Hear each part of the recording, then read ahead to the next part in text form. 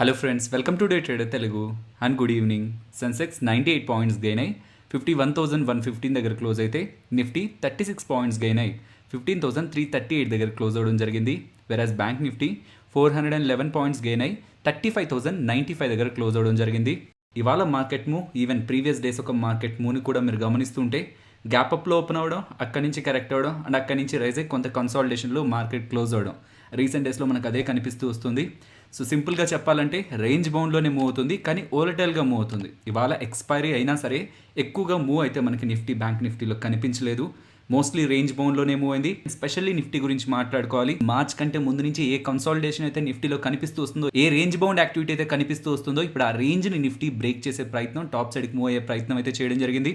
And all time high నుంచి nearly 94 points దూరంలో present Nifty అయితే క్లోజ్ అవ్వడం జరిగింది. ప్రీవియస్ వీడియోస్లో మాట్లాడుకుంటున్నట్లే స్టిల్ మార్కెట్ రిలేటెడ్గా బులిష్ స్ట్రక్చర్ మెయింటైన్ అవుతుంది. మీన్స్ ఇక్కడ నుంచి కూడా మనం మార్కెట్ని బులిష్ వ్యూతోనే చూడొచ్చు. ఇవాళ మార్నింగ్ గమనించారా, 15,330 మార్నింగ్ ఆ లెవెల్ దగ్గర 15,330 లెవెల్ దగ్గర రెసిస్టెన్స్ నిఫ్టీ ఫేస్ చేసింది. అగైన్ ఆ లెవెల్ దగ్గర కూడా మనకు కొంత కన్సాలిడేషన్ అయితే కనిపించింది. ఆ లెవెల్ బ్రేక్ అయ్యి అగైన్ 30 పాయింట్స్ మాత్రమే నిఫ్టీ అక్కడి నుంచి మూవ్ అయ్యి అగైన్ అక్కడి నుంచి ఒక షార్ప్ కరెక్షన్ అండ్ అగైన్ ఆ 15,300 దగ్గరే నిఫ్టీ అయితే క్లోజ్ అవ్వడం జరిగింది. ఈ 15,330ని మనం నిన్నటి వీడియోలో రెసిస్టెన్స్గా మాట్లాడుకున్నాం. సో ఇంపార్టెంట్ లెవెల్ దగ్గర మార్కెట్ కన్సాలిడేషన్ అయితే చూపిస్తుంది. ఇప్పుడనే కాదు, ప్రీవియస్ డేస్లో కూడా ఇంపార్టెంట్ సపోర్ట్స్ దగ్గర, ఇంపార్టెంట్ రెసిస్టెన్స్ దగ్గర మార్కెట్ కన్సాలిడేట్ అవుతూ ఆ లెవెల్కి అరౌండే మూవ్ అయ్యే ప్రయత్నం చేస్తుంది. కాబట్టి ఒక రేంజ్ బౌండ్లో వోల్టైల్గా మూవ్ అవుతుంది అనుకుంటున్నాం. అండ్ ఈవెన్ బ్యాంక్ నిఫ్టీ కూడా సెకండ్ హాఫ్ బ్యాంక్ నిఫ్టీలో మనకి ర్యాలీ వచ్చింది కదా, అప్పుడు బ్యాంక్ నిఫ్టీ వెళ్ళిన హై 35,220, మనం అనుకున్న రెసిస్టెన్స్ 35,260. అగైన్ ఆ లెవెల్ నుంచి కరెక్ట్ అయ్యి నియర్లీ 35,090 అరౌండ్ అయితే క్లోజ్ అవ్వడం జరిగింది. సో ఇది మార్కెట్ ఒక ప్రైస్ యాక్షన్ ఇవ్వాలా. కాకపోతే గ్లోబల్ మార్కెట్స్ ఒక యాక్టివిటీని కూడా మనం గమనించాలి. రీసెంట్ డేస్లో మీరు గమనిస్తుంటే యూఎస్ మార్కెట్స్ కానీ, ఏషియన్ మార్కెట్స్ కానీ అండ్ యూరోపియన్ మార్కెట్స్ కానీ ఒక డైరెక్షన్ అయితే తీసుకోవట్లేదు. అటు పాజిటివ్గాను స్ట్రాంగ్గా మూవ్ అవ్వట్లేదు, అలా అని నెగిటివ్గా కూడా స్ట్రాంగ్గా డౌన్ సైడ్కి మూవ్ అవ్వట్లేదు. గ్లోబల్ మార్కెట్స్లో కూడా మనకు ఒక కన్సాలిడేషన్ అయితే కనిపిస్తుంది. ఈవెన్ ఇదే మనకి ఎఫ్ఐడిఐ డేటాలో కూడా రిఫ్లెక్ట్ అవుతుంది. ప్రీవియస్ చాలా డేస్ నుంచి మనం సేమ్ పాయింట్నే మాట్లాడుకుంటున్నాం. ఎఫ్ఐ అలాగే డిఐ ఇన్స్టిట్యూషనల్ యాక్టివిటీలో మనకు ఒక స్ట్రెంత్ కనిపించట్లేదు, ఒక యాక్టివిటీ కనిపించట్లేదు. ఈ మంత్ స్టార్టింగ్లో ఉన్న ఎఫ్ఐడిఐ యాక్టివిటీ ప్రెసెంట్ అయితే మెయింటైన్ అవ్వట్లేదు. లాస్ట్ 1 వీక్ నుంచి చాలా తక్కువ క్వాంటిటీ ఎఫ్ఐఎస్ అలాగే డిఐఎస్ ఇండియన్ ఈక్విటీ మార్కెట్లో కాంట్రిబ్యూట్ చేస్తున్నారు. ఎఫ్ఐఎస్ రీసెంట్ డేస్లో పాజిటివ్ సైడే మనకు కనిపిస్తున్నా, అక్కడ స్ట్రెంత్ అయితే లేదు. Starting from the month FIs still ఇంకా 8,680 క్రోర్స్ దగ్గరగా ఇండియన్ ఈక్విటీ మార్కెట్స్లో నెట్ సెల్లర్స్గా ఉంటుంటే, డిఐఎస్ 499 క్రోర్స్ దగ్గరగా ఇండియన్ ఈక్విటీ మార్కెట్స్లో నెట్ బయర్స్గా ఉంటున్నారు. నెక్స్ట్ బీపీసీఎల్ గురించి మాట్లాడుకోవాలి ఫ్రెండ్స్. బీపీసీఎల్ వాళ్ళు 58 రూపీస్ పర్ షేర్ డివిడెండ్ని ప్రకటించారు. వీళ్ళు ఇంకా రికార్డ్ డేట్ని అయితే ప్రకటించలేదు. మోస్ట్లీ అది ఏజీఎం యాన్యువల్ జనరల్ మీటింగ్లో ప్రకటిస్తారు. లాస్ట్ టైం ఏజీఎం ఆగస్ట్ 31 జరిగింది. బట్ ఈ పాయింట్ ఆఫ్ టైంలో 58 రూపీస్ పర్ షేర్ డివిడెండ్ ఇస్తున్నారు కాబట్టి దీనికోసం స్టాక్లోకి ఎంటర్ అవ్వచ్చా అంటే, ఇవాళ డివిడెండ్ ఇచ్చిన తర్వాత కూడా స్టాక్ మనకి నెగిటివ్కి మూవ్ అయింది. సో ఈ లాజిక్ని కూడా బిగినర్స్ అర్థం చేసుకోవాలి. ఇంత డివిడెండ్ ఇచ్చిన తర్వాత కూడా కేవలం డివిడెండ్ కోసం మార్కెట్ పార్టిసిపెంట్స్ ఎక్కువగా స్టాక్లో యాక్టివిటీ అయితే చూపించట్లేదు. అండ్ ఈవెన్ ఇవాళ స్టాక్ 52 వీక్ హైన్ అయితే టచ్ చేయడం జరిగింది. వీళ్ళ రిజల్ట్స్ మాట్లాడుకుంటే ఓవరాల్ నెంబర్స్ని మాట్లాడుకుందాం. రెవెన్యూలో 15% దగ్గరగా గ్రోత్ కనిపిస్తుంటే, వీళ్ళ ఎబిటా 17% అండ్ వీళ్ళ మార్జిన్ 6.6% దగ్గరగా వీళ్ళు మెయింటైన్ చేశారు. అండ్ వీళ్ళ ప్రాఫిట్స్ని మనం ఇయర్ ఆన్ ఇయర్ కంపారిజన్తోనూ ఆ లాస్ట్ క్వార్టర్తో కూడా మనం కంపేర్ చేయకూడదు. బికాస్ వన్ టైం ప్రాఫిట్ నొమాలిగర్లో వాళ్ళకున్న వాటాను సెల్ చేశారు కదా, 6,900 క్రోర్స్ వచ్చింది దానివల్ల. తద్వారా 11,940 క్రోర్ దగ్గరగా వీళ్ళు ప్రాఫిట్ని అయితే పోస్ట్ చేశారు. ఈవెన్ ఆ వన్ టైం గెయిన్ పక్కన ఉంచినా వీళ్ళు పోస్ట్ చేసిన ప్రాఫిట్స్ కూడా హెల్దీగా ఉన్నాయి. ఓవరాల్ వీళ్ళు పోస్ట్ చేసిన సెట్ ఆఫ్ నెంబర్స్ అయితే స్ట్రాంగ్గానే ఉన్నాయి. ఈవెన్ డివిడెండ్ని కూడా ఇలా ప్రకటించడం స్టాక్ రిలేటెడ్గా పాజిటివ్. సో ఓవరాల్గా ఇవాళ స్టాక్ కొంత స్ట్రాంగ్గా పాజిటివ్గానే మూవ్ అయిండాలి. కాకపోతే ఇవాళ సోర్సెస్ దగ్గర నుంచి ఒక అప్డేట్ వచ్చింది. బీపీసీఎల్ ప్రైవేటైజేషన్ రిలేటెడ్గా ప్రీవియస్గా మాట్లాడుకుంటూ వచ్చాం కదా, ప్రైవేటైజేషన్ బీపీసీఎల్ని పాజిటివ్గా ఇంపాక్ట్ చేస్తుంది. ఇఫ్ ప్రైవేటైజేషన్ డిలే అవుతుందంటే నెగిటివ్గా ఇంపాక్ట్ అవుతూ ఉంటుందని ఇవాళ వచ్చిన అప్డేట్. బీపీసీఎల్ ప్రైవేటైజేషన్ అనేది మార్చ్ 2022 లోపు అవ్వడానికి పాసిబిలిటీ ఉంది. యాక్చువల్గా ఫస్ట్ హాఫ్లో అయిపోతుందన్నారు, ఇయర్ ఫస్ట్ హాఫ్లో అయిపోతుందన్నారు, తర్వాత సెకండ్ హాఫ్లో అయిపోతుందన్నారు, తర్వాత ఇయర్ ఎండ్ లోపు అవ్వడానికి పాసిబిలిటీ ఉంటుందన్నారు. ఇక మళ్ళీ దాన్ని 2022 మార్చ్లో అవ్వడానికి పాసిబిలిటీ ఉంటుందని సోర్సెస్ దగ్గర నుంచి అప్డేట్స్ వస్తూ ఉండేసరికి again BPCL privatisation related question marks అయితే నెలకొన్నాయి. అండ్ దీంతో పాటు ఇంకొక స్పెక్యులేషన్ కూడా మార్కెట్లో రన్ అవుతుంది. బీపీసీఎల్ వాళ్ళకి పెట్రోనెట్ అలాగే ఐజీఎల్లో వాటా ఉందన్నమాట. పెట్రోనెట్లో నియర్లీ 12.5% దగ్గరగా వాటా ఉంది. ప్రెసెంట్ ఉన్న మార్కెట్ ప్రైస్తో మనం దాన్ని కంపేర్ చేస్తే 4,425 క్రోర్స్ వస్తుంది. సో పెట్రోనెట్లో బీపీసీఎల్ వాళ్ళకున్న వాటా, అలాగే ఐజీఎల్లో 22.5% వాటా ఉంది బీపీసీఎల్ వాళ్ళకి. సో దాన్ని మనం ప్రెసెంట్ ఉన్న మార్కెట్ ప్రైస్తో మనం కంపేర్ చేస్తే నియర్లీ 7,620 క్రోర్స్ వస్తుంది. సో బీపీసీఎల్ని ప్రైవేటైజేషన్ చేసేదానికంటే ముందే బీపీసీఎల్ వాటా ఉంది కదా, ఈ రెండిట్లో వాటా ఉంది కదా, దాన్ని బీపీసీఎల్ వాళ్ళు సేల్ చేయడానికి ప్రయత్నిస్తున్నారని కూడా మార్కెట్స్లో అప్డేట్స్ వస్తున్నాయి. దీని ద్వారా ప్రీవియస్గా బీపీసీఎల్ ప్రైవేటైజేషన్ త్వరగా అయిపోతుందని పాజిటివ్ ఎక్స్పెక్టేషన్స్ అయితే మార్కెట్లో రన్ అయ్యాయో వాటి రిలేటెడ్గా ఇవాళ కొంత నెగిటివ్ ఇంపాక్ట్ అయితే రావడం జరిగింది. ఇది ఓవరాల్ బీపీసీఎల్ నెంబర్స్ బాగున్నాయి, స్ట్రాంగ్ డివిడెండ్ ఇచ్చారు. యాక్చువల్గా ప్రీవియస్ క్వార్టర్లోనే ఇచ్చుండాలి, కొన్ని కారణాల వల్ల ప్రీవియస్ క్వార్టర్లో ఇవ్వలేదు, దాని ఈ క్వార్టర్కి పోస్ట్ పోన్ చేశారు.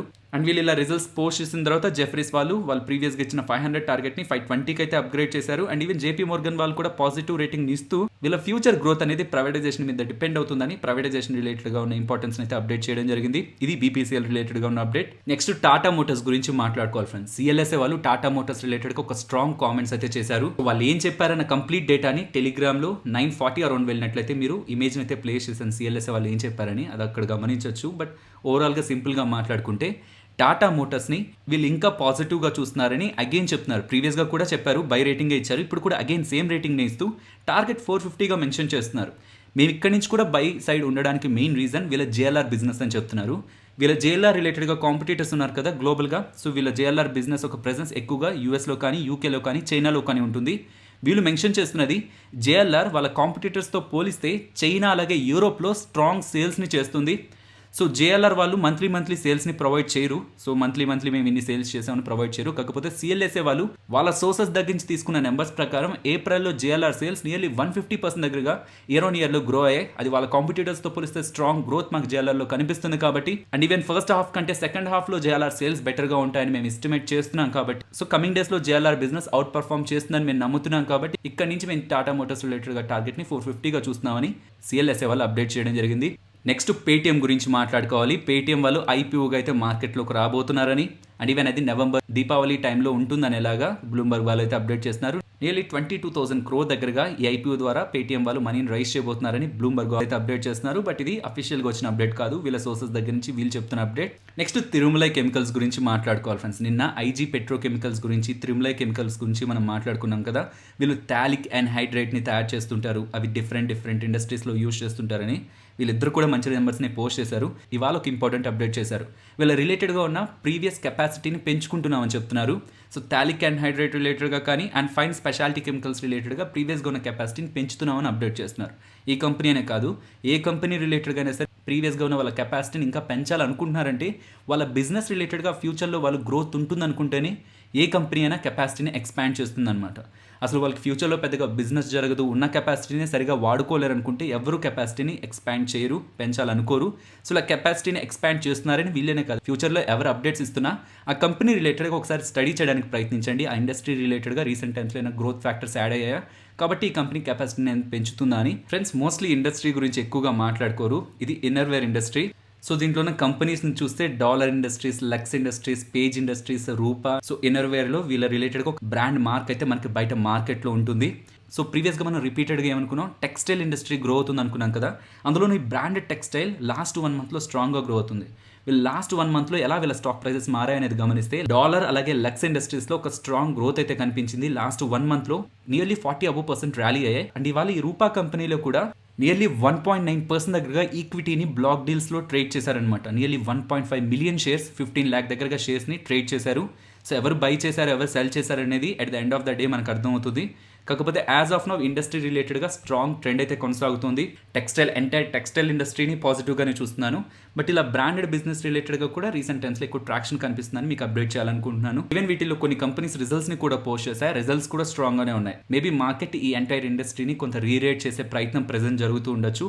ఎంటైర్ ఇండస్ట్రీలో మనకు ఒక స్ట్రాంగ్ పాజిటివ్ ర్యాలీ అయితే ప్రెజెంట్ కనిపిస్తుంది. నెక్స్ట్ మైండ్ ట్రీ గురించి మాట్లాడుకోవాలి. మైండ్ ట్రీ అనే కాదు, ఎంటైర్ ఐటీ సెగ్మెంట్ రిలేటెడ్గా మనకి నిన్న ఒక ఇంపార్టెంట్ మీటింగ్ అయితే జరిగింది. ఈ మైండ్ ట్రీ వాళ్ళు కానీ, టీసీఎస్ వాళ్ళు కానీ, హెచ్సిఎల్ టెక్నాలజీస్ వాళ్ళు కానీ వీళ్ళందరూ కూడా అనలిస్ట్తో మీట్ అయ్యారనమాట. వాళ్ళ రిలేటెడ్గా ఉన్న బిజినెస్ అప్డేట్స్ని వాళ్ళకి ఇవ్వడానికి ప్రయత్నించారు. ప్రీవియస్గా మైండ్ ట్రీ కానీ ఈవెన్ మిగతా ఐటీ కంపెనీస్ అన్ని కూడా స్ట్రాంగ్ గైడెన్స్ని ఇచ్చాయి.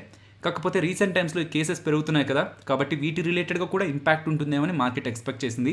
కాకపోతే మైండ్ ట్రీ వాళ్ళు చేసిన కామెంట్స్ని గమనిస్తే ఈవెన్ వాళ్ళు స్టిల్ ఇప్పటికి కూడా double-digit రెవెన్యూ గ్రోత్ని ఎక్స్పెక్ట్ చేస్తున్నారని, 20% అబోవ్ దగ్గరగా మార్జిన్స్ని. సో ఇది ఇంపార్టెంట్ స్టేట్మెంట్. సో ఈవెన్ మార్జిన్స్ని కూడా స్ట్రాంగ్గానే వీళ్ళు ఎక్స్పెక్ట్ చేస్తున్నారు. FY22 రిలేటెడ్గా ఎక్స్పెక్ట్ చేస్తున్నారు అనేసరికి స్టాక్ రిలేటెడ్గా మనకి పాజిటివ్ ఇంపాక్ట్ అయితే కనిపించింది. కాబట్టి ఎంటైర్ ఐటీ ఇండస్ట్రీ రిలేటెడ్గా మనం నియర్ టర్మ్లో కూడా పాజిటివ్ వ్యూనే మెయింటైన్ చేయొచ్చు. నెక్స్ట్ ఇవాళ రిలయన్స్ జియో రిలేటెడ్గా ఒక అప్డేట్ రావడం జరిగింది.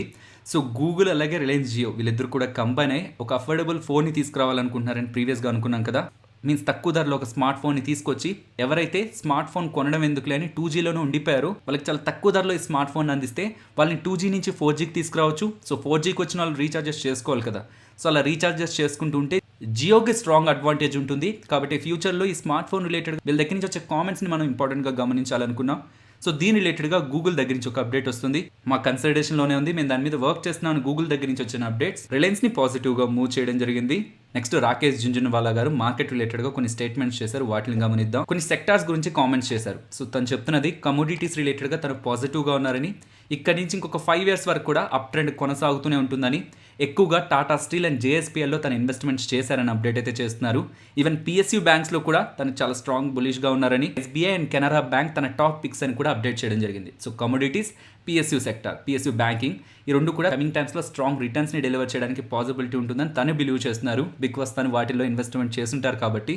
బట్ పిఎస్యూ బ్యాంక్స్ని సెలెక్ట్ చేసుకుంటున్నప్పుడు మనం ప్రీవియస్గానే అనుకున్నాం కదా, రిస్క్ తక్కువగా ఉండాలనుకుంటే మాత్రం నెగిటివ్ అన్సర్టనిటీతో మార్కెట్ డౌన్ అవుతున్నా రిస్క్ తక్కువగా ఉండాలనుకుంటే మాత్రం ఎస్బీఐ, స్టేట్ బ్యాంక్ ఆఫ్ ఇండియాని మాత్రమే ప్రిఫర్ చేయండి. And even pharma, construction companies రిలేటెడ్గా కూడా తన పాజిటివ్ వ్యూని మెయింటైన్ చేస్తున్నానని చెప్తూ రీసెంట్గా జైడస్ క్యాడిలా వాళ్ళకి సంబంధించిన యానిమల్ హెల్త్ బిజినెస్ని వేరొక ప్రైవేట్ ఈక్విటీ ప్లేయర్తో కలిసి వీళ్ళు కొనుక్కున్నారనమాట. రేర్ ఎంటర్ప్రైజెస్ వాళ్ళు కొనుక్కున్నారు. సో ఇలా కొనడానికి మెయిన్ రీజన్ యానిమల్ హస్బెండరీ కానీ పౌల్ట్రీ రిలేటెడ్గా తన స్ట్రాంగ్ గ్రోత్ని చూస్తున్నారని, కాబట్టి ఆ బిజినెస్లో తను ఇన్వాల్వ్ అయ్యారని అయితే అప్డేట్ చేస్తున్నారు. ఒకవేళ ఆల్రెడీ లిస్టెడ్ ప్లేయర్ ఈ యానిమల్ హెల్త్ రిలేటెడ్గా బిజినెస్ చేస్తున్న ప్లేయర్ని ఒకవేళ మీరు స్టడీ చేయాలనుకుంటే సీక్వెంట్ సైంటిఫిక్ అనేది మీకు already listed company. Animal health రిలేటెడ్గా top 5 small cap multi bagger స్టాక్స్లో కూడా మనం డిస్కస్ చేయడం జరిగింది. ఈవెన్ ఆ వీడియోని వాచ్ చేసిన ఈ కంపెనీ రిలేటెడ్గా మీకు డేటా అయితే దొరుకుతుంది. ఆ వడాఫోన్ ఐడియా రిలేటెడ్గా సిఎల్ఎస్ఏ వాళ్ళు నెగిటివ్ వ్యూని అయితే ప్రెజెంట్ చేస్తున్నారు. ప్రీవియస్గా ఇచ్చిన 12 రూపీస్ టార్గెట్ని కట్ చేస్తూ 9 రూపీస్కి తీసుకొస్తున్నారు. దీనికి మెయిన్ రీజన్ వీళ్ళు చెప్తున్నది, సో సెప్టెంబర్ 2020 ఆ పాయింట్ ఆఫ్ టైంలో 25,000 crore దగ్గరగా వీళ్ళు డబ్బులు రైజ్ చేస్తా అన్నారు. ఇంకా మీటింగ్స్ కొనసాగుతున్నాయని అలాగా అప్డేట్స్ వస్తున్నాయి, ఇంకా కంటిన్యూ అవుతున్నట్లు అప్డేట్స్ వస్తున్నాయి. కానీ ఒక క్లారిటీ కంపెనీ దగ్గర నుంచి లేకపోవడం కంపెనీని నియర్ టర్మ్లో నెగిటివ్గా ఇంపాక్ట్ చేస్తుంది అంటున్నారు. బికాస్ వడాఫోన్ ఐడియాకి 1,17,000 crores దగ్గరగా అప్పులున్నాయి, డెట్ ఉంది. సో వాటి రిలేటెడ్గా time to time finance cost వీళ్ళు పే చేస్తుండాలి, వడ్డీ పే చేస్తుండాలి. అండ్ సుప్రీంకోర్టు డైరెక్షన్స్ ప్రకారం అసలుని కూడా కడుతూ రావాలి. కాబట్టి ఇవి నియర్ టర్మ్లో స్పెషల్లీ FY23 ఆ పాయింట్ ఆఫ్ టైం కంతా కూడా ఫైనాన్స్ ప్రెషర్ని అయితే క్రియేట్ చేస్తుంది. సో డెట్ రిలేటెడ్గా కన్సర్న్స్ని చెప్తూ సబ్స్క్రైబర్స్ కూడా మిగిలిన 2 టెలికాం ప్లేయర్స్తో పోలిస్తే, జియో, ఎయిర్టెల్తో పోలిస్తే ఒక స్ట్రాంగ్ ఎడిషన్ అయితే కనిపించట్లేదు. కాబట్టి బిజినెస్లో కూడా స్ట్రాంగ్ గ్రోత్ ఉండట్లేదు. Even strong competition Jio and Airtel దగ్గర నుంచి వస్తుంది. సో జియో కానీ ఎయిర్టెల్ కానీ స్ట్రాంగ్గా సబ్స్క్రైబర్స్ని గెయిన్ అవ్వడానికి మల్టిపుల్ రూట్స్లో ప్రయత్నిస్తున్నారు. అలా వడాఫోన్ ఐడియా ప్రయత్నించలేకపోతుంది. కాబట్టి ఈవెన్ టారిఫ్ రిలేటెడ్గా వీళ్ళ ప్రైస్ హైక్ రిలేటెడ్గా కూడా డిలే జరుగుతుంది. కాబట్టి వీటన్నిటిని కూడా రీజన్స్గా చూపిస్తూ సిఎల్ఎస్ఏ వాళ్ళు ప్రీవియస్గా వాళ్ళు ఇచ్చిన టార్గెట్ని 12 నుంచి 9 రూపీస్కి కట్ చేయడం జరిగింది. నెక్స్ట్ గర్వారే టెక్నికల్ ఫైబర్స్ గురించి మాట్లాడుకోవాలి. ఈ కంపెనీ రిలేటెడ్గా ప్రీవియస్గా ట్విట్టర్లో అప్డేట్ చేస్తూ ఈవెన్ మన న్యూస్ వీడియోలో కూడా అప్డేట్ చేశాను. So KPR Mills, Rain Industries, Garware Technical Fibres, MCX ఈ స్టాక్స్ని రీసెంట్గా సెట్ ఆఫ్ స్టాక్స్గా మెన్షన్ చేస్తూ నేను అబ్జర్వ్ చేస్తున్నానని మెన్షన్ చేయడం జరిగింది. వీళ్ళు వాళ్ళ రిజల్ట్స్ని పోస్ట్ చేయడం జరిగింది. బట్ రిజల్ట్స్ గురించి మాట్లాడుకునే ముందు అసలు ఈ కంపెనీ ఏం చేస్తుంది అనేది సింపుల్గా మీకు ఎక్స్ప్లెయిన్ చేస్తాను. వీళ్ళు నెట్స్, వలలు ఉంటాయి కదా, వాటిని తయారు చేస్తుంటారు అనమాట. మనకి వలలు అనగానే, నెట్ అనగానే ఫిషింగ్ గుర్తొస్తుంటుంది. సో అదే ఇంపార్టెంట్. నియర్లీ 17% దగ్గరగా మార్కెట్ షేర్ కూడా ఉంది అక్కడ. కాకపోతే కేవలం ఫిషింగే కాదు, స్పోర్ట్స్ ఫీల్డ్లో కానీ లైక్ గోల్ కీపర్ వెనక ఒక నెట్ ఉంటుందా, క్రికెట్లో నెట్ యూజ్ చేస్తుంటారా, ఈవెన్ డిఫరెంట్ ఫీల్డ్స్లో కూడా నెట్ని యూజ్ చేస్తుంటారు స్పోర్ట్స్లో. సో ఆ నెట్స్ని వీళ్ళే తయారు చేస్తారు. ఈవెన్ ఆక్వా కల్చర్లో కూడా ఒక దగ్గర ఉన్నవి ఇంకొక దగ్గరికి మూవ్ అవ్వకుండా నెట్స్ని వేస్తుంటారు. ఈవెన్ వాటి రిలేటెడ్గా నెట్స్ని తయారు చేస్తారు. ఈ స్పెసిఫిక్ నీడ్స్ ఉంటాయి కొన్ని ఇండస్ట్రీస్కి, వాళ్ళకు కూడా నెట్స్ కావాల్సి వస్తుంది. అవన్నీ కూడా వీళ్ళే తయారు చేస్తారు. ఆ ఫీల్డ్లో బ్రాండెడ్ ప్లేయర్స్ చాలా తక్కువ.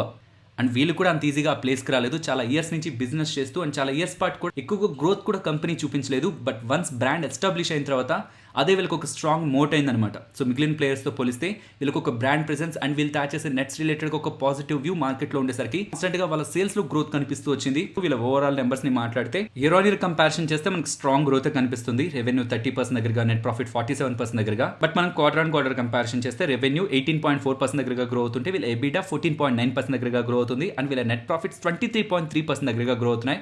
అండ్ వీళ్ళ ఆపరేటింగ్ ప్రాఫిట్ మార్జిన్ 23% దగ్గరగా మెయింటైన్ చేస్తున్నారు. అండ్ నెట్ ప్రాఫిట్ మార్జిన్ 16% దగ్గరగా మెయింటైన్ చేస్తున్నారు. అండ్ వీళ్ళు ₹2.50 డివిడెండ్ని కూడా ప్రకటించడం జరిగింది. సో ఓవరాల్ నెంబర్స్ ఎక్స్ట్రాడినరీగా ఉన్నాయి అనడానికి లేదు, కానీ నెంబర్స్ స్టేబుల్గా ఉన్నాయి. నెక్స్ట్ నిఫ్టీ అలాగే బ్యాంక్ నిఫ్టీ సపోర్ట్ అండ్ రెసిస్టెన్స్ని మాట్లాడుకుందాం. అన్ని లెవెల్స్ని కూడా దగ్గరగానే ఉంచుతున్నాను. బికాస్ మార్కెట్ ఒక రేంజ్ బౌండ్లోనే మూవ్ అవుతుంది కదా. ఒక రేంజ్ బౌండ్లోనే మూవ్ అయితే దగ్గరగా ఉన్న సపోర్ట్ అండ్ రెసిస్టెన్స్కి వాల్యూ ఉంటుంది. కాబట్టి ఆ లెవెల్స్ని మెన్షన్ చేస్తున్నాను.